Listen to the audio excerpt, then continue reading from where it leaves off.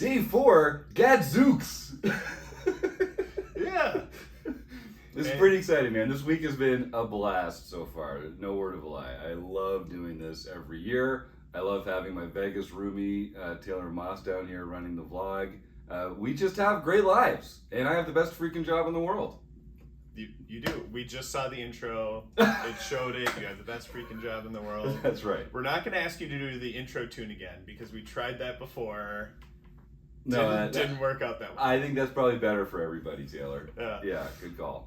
But day 4 here, we're back with our morning chat edition of the vlog. Haven't We had finally one of these had yet. some time to sit down and just chat about stuff. So, how are things been going for you so far? I mean, there's no experience like being at the World Series of Poker. I've traveled around the world a little over the last few years playing, and this is the poker event. All the great people in the world of poker, or most of them, no offense if you're not here, like all the celebrities, all like a lot of the big pros, the authors, the content creators. It's just like, it's a who's who of the poker world, and it's a really exciting time to be here rubbing elbows with the glitterati.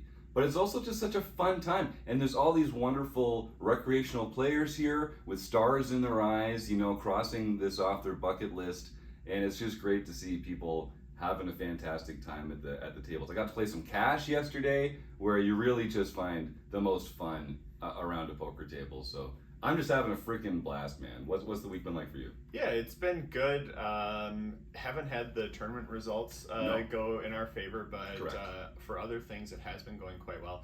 Table play, people at the table has been really good. Sometimes you get those misregs, as they call them, the miserable regulars at the table. But we haven't really had any of that. Had some really good people to chat with, converse with.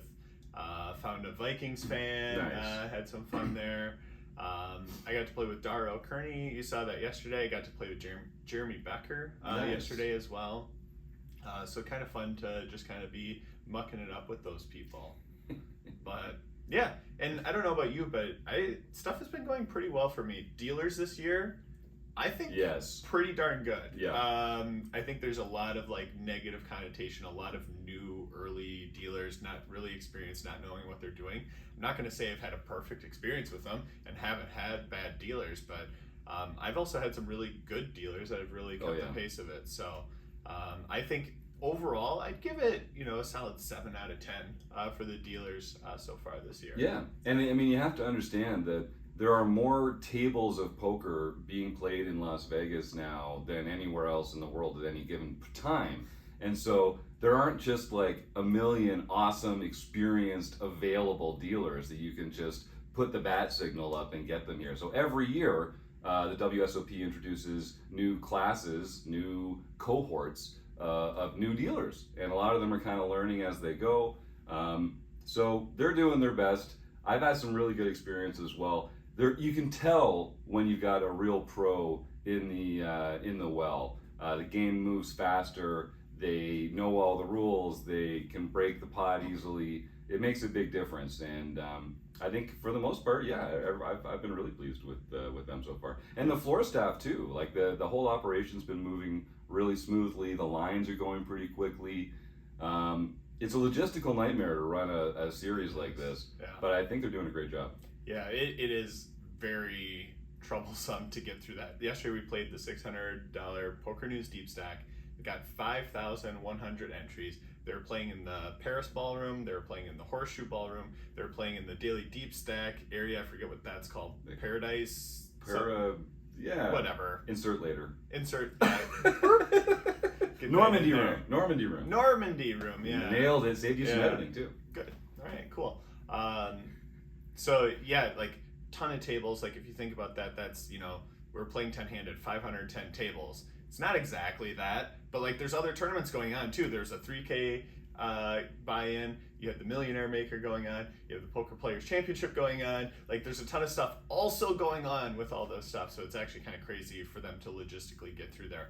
Lines are terrible. It's crazy to get out after break, but that's just, I guess, part of the experience. I don't like it, but it is what it is. When I play a huge field tournament online, I go to break, I just walk to my kitchen, I grab some water, I go to the bathroom, I don't bump into anyone. Here, no, you just bump into everyone. Oh yeah, literally everyone. Yeah, so yeah, that's just part of it. But yeah, no, we were going to talk a bit about how have we seen players play so far today, and have you seen them make kind of any rookie mistakes or any blunders? I think the one thing that stood out to me is sizing. So players using either too large or too small sizing, particularly pre-flop, and that includes like open limping from early position with hands that you don't want to be open limping with, but also people's raises. So this is it's very clear when someone makes a raise that's very too small pre-flop, that they're not an experienced poker player, because the one thing you really don't want to do is give other poker players easy decisions when you're playing at the table against them. And when you use really small sizes on like 3-bets, for instance, you're really just giving them a very easy decision. You're not forcing them to make a difficult decision with their hand, and we don't want to do that. So that's one thing for sure. And also just people. Well, here you were talking a little bit about sort of players not knowing when to preserve their stack and when to go for the double. Talk a little bit about that. Yeah, so I haven't made it deep in a tournament, but like when you're deep in a tournament, there's a lot of thing about chip stack preservation, holding on to that, waiting for a good spot, not just any spot to like try and go for a double. But early on in the tournaments, I've seen people indexing into like that type of mentality, people really holding on to small chip stacks, letting it dwindle down, and go from there. I saw it when I was playing at the NGM, an older gentleman who was totally fine just sitting there with 3 big blinds until it got to his big blind, and then going with something, and then he won. Well, great for him. Yeah, cool. But now you have 4 big blinds because one was the ante and then you doubled up. So it's like he barely had any chips. He was just not finding any spots, and like the only spots he went with were like premiums. And it's like, okay, you got to find some other ones. When you only have 3 big blinds, like go with those spots. So seeing a lot of mistakes there, and it's like when you see things like that, you got to capitalize on it. Usually when I see someone with 8 big blind stack, I'm like, crap, I have to worry about them reshoving on me. I shouldn't open too wide because I don't want to fold too much to their jams. But if they're playing like this, it's actually a really good spot because they're going to just play face up. They're going to play their premiums. If they do jam, you have an easy fold. And a lot of time they're just going to fold unless you have it. So something to look out for and pay attention to. Yeah, another one I've seen, and we see this every year and in every tournament we play, is new players that don't understand the 1 chip rule. And so basically if there's action in front of you and you just put 1 big chip out into the middle, that's a call. Even if it was only a $500 raise and you're putting out a $5,000 chip, if you just drop 1 chip out there, that's not a raise to 5,000. It's just a call. That's the 1 chip rule. It makes the game go a lot faster. But I've seen a couple times people intending to raise, putting out 1 big chip to raise to that amount, but not verbalizing the raise, and the dealer correctly calls it a call.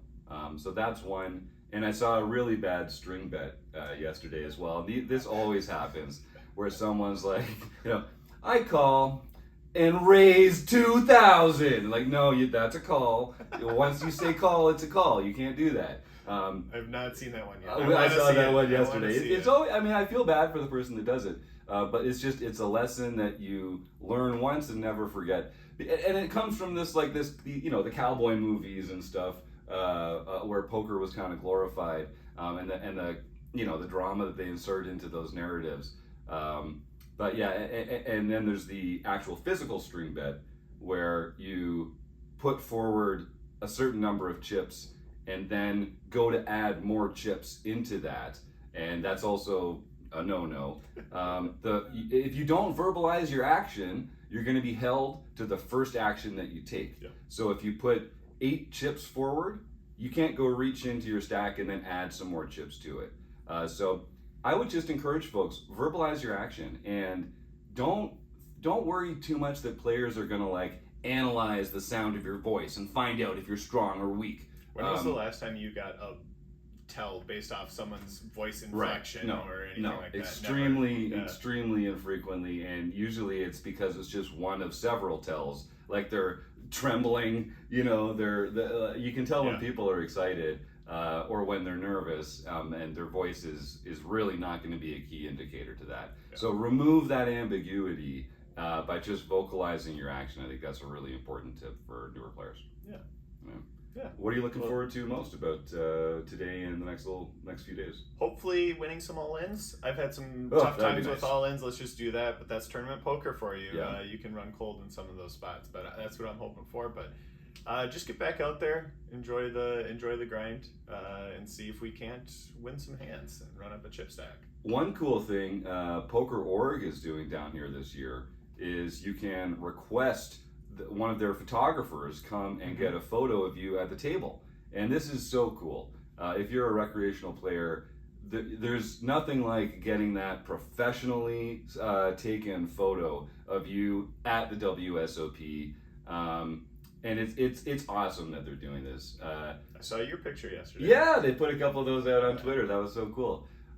So if you're down here and you're watching the vlog and you're having a good time, I think if you just go to poker.org, you can find a way to request the photographer come to your table, and then download the photos for free. They're so much fun. You can put them in your avatars, like put them on your poker CV.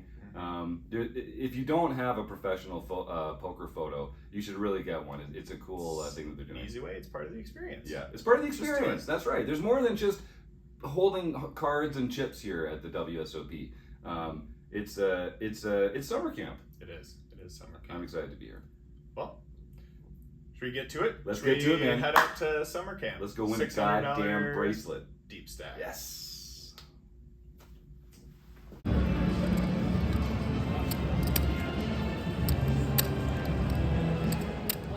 First break time at the $600 Deepstack. We're doing all right. We really haven't played many hands.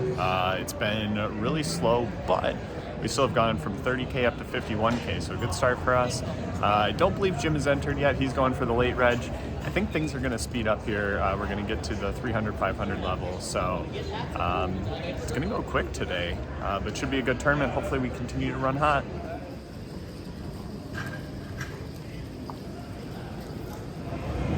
Second break time. We lost quite a bit during that level. Kind of in some gross, stupid spots that I'm not too happy about, but hopefully we can turn it back around. I've got just under a starting stack. I've got like 29K. It sounds like Jim is in line to register, so we're both getting in. It's going to be level 9 when we come back. A lot of play still left, but stacks are starting to get a little bit shorter for this deep stack. So yeah, hopefully we can run it up, because I do not want to go back in that rebuy line.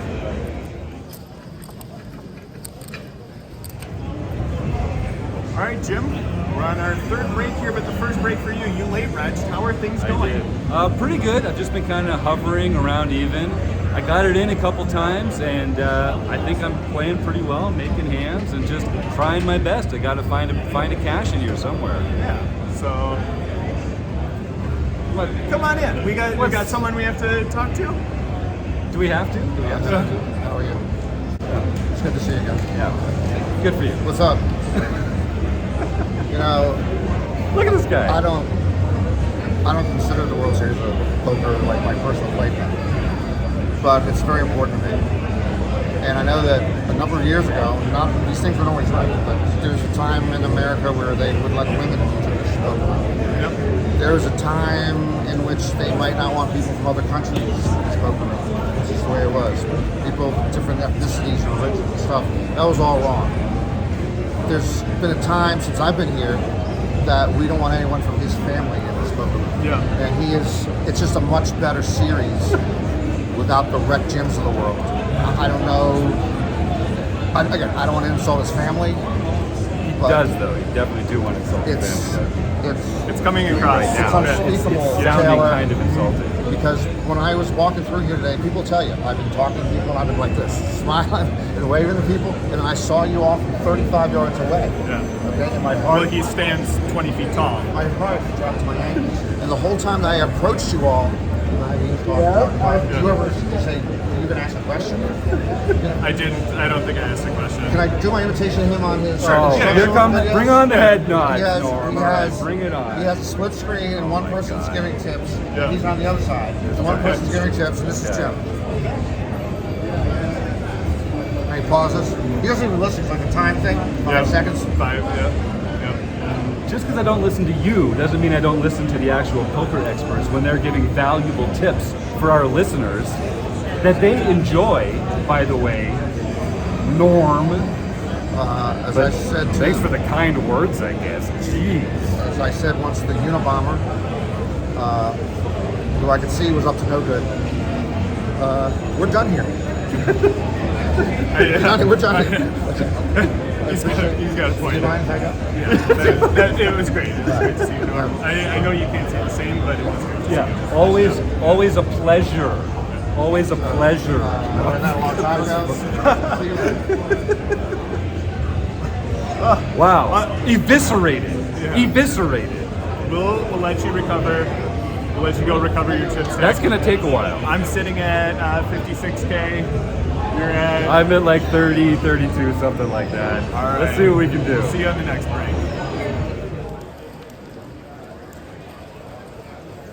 Here we go. Parade time.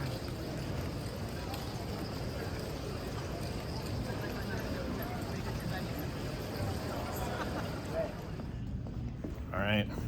We checked in with Jim. Jim lost the classic flip. He had ace king versus tens. Does not get there. Us, classic flip. We have jacks versus ace king. They get there. So we're both out. I mean, that's tournament poker for you. I had 17 bigs. Jim was a little bit less than that, but hey, that's how stuff goes. I think I'm going to go register the $400 daily deep stack and see how that goes.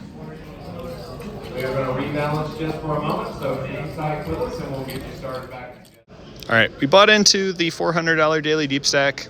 We're on our first break. I'm having a peanut butter and jelly sandwich. It's great. We're up to about 50K. We're gonna see how we do and see how it goes. All right, we busted the $400 daily deep stack, but we found our way over to the Millionaire Maker, the $1,500 buy-in, and Chuck Kersey is at the final table, and we're gonna sit on the rail and see how he does. Yeah, this is the only one I... How many hats do you have in there, Chuck? Just 8. Just 8. Okay, and what are we doing now? The hot dog? Going for the wiener. Wait, Busting out my wiener for the final hit. is the hot dog a sandwich? It meets my definition of a sandwich. Yeah. Okay, all right, cool. All right, we're here, and Dara is also railing, and look at this. He's got the patch today. Didn't even have to be Didn't ask, just he came over here, he had the patch on, knows what he's doing. Thanks, Dara, for repping the brand. We appreciate it. All right, we're here at the end of the day, and what have we been doing for the past hour and a half, 2 hours? We've been on the rail for Chuck Kersey. Final table of the Millionaire Maker, Minnesota guy, spent at RecPoker Day. Fan of the podcast, and Absolutely. now going to be coming back and competing for $1.25 million tomorrow. Yeah. swear all you want, man. No, it's been a crazy fun time. It was a great rail. Both Chuck's and the other players there, crazy fun time. We got down to 6. Chuck's a short stack, but we know he can spin it up. So, what are we thinking? I'm thinking happy birthday shots for Chuck. happy birthday shots for Happy Chuck. birthday Come on, shots for hell of Chuck. a birthday so Cheers. far. We'll be back tomorrow with another final table rail for Chuck. All right. What? What a fun day today, Jim. This has been a crazy day. Yeah. What a day. Yeah. We're on the rail for Chuck Kersey. Final 6 of the Millionaire Maker, locked up like almost $250,000. Over playing, $250,000. Playing for It's 1 1/4. Oh my gosh, what a day! One of the And one of the running aces regulars, a really nice guy. Yeah. Been there for RecPoker weekend before. We've played together. Everybody knows him from the community. Oh, so awesome! Great Just- player, great guy. Absolutely love it. Love to and see it. Wrecking Crew member over here, Mark is running deep in the $600 Poker News Deep Stack that we played Right. yesterday. We busted out. They're playing one more level, 17 more minutes left. They're down to 64 people. He's got like double or triple average. It's just a Dude, great just- day for he's got a RecPoker huge, members. huge It's stack, amazing, so. amazing. What a fun day for us to, even though it would have Well, been nice for us to have. Would have been good nice for us results. to actually find a bag at one point down here, but RecPoker's doing pretty well. This is amazing. Yes. Yeah. But Yeah, fun day. So tomorrow we'll come back. We're gonna play the Salute to Warriors. Salute to Warriors. Yeah, great. Chuck's start. final table is at 5 p.m. So hopefully we can make it there. Mark is gonna be in a day 2, so hopefully we can see how that goes. It's just a fucking exciting time to be down in Las Vegas for WSOP. Awesome. Yes. And I'm glad that we finally got a shot where I've got the higher spot and I look taller The than bigger you. chair for this Yes. guy. I don't know if you noticed that, but I gave myself the bigger chair course. because I was sick of this. Well, you are the executive producer and the director and the writer of this production, Yeah. so that makes a lot of sense. You should have the big chair, Taylor. All right. You deserve it. This is great. All right, we're gonna come back tomorrow, and when we get back to the room, that AC better fucking be on, Jim. It's on. It's on. It's on. Okay. I All right. checked. Okay. I checked. Thank you. All right. See you guys. Tomorrow. We'll see you.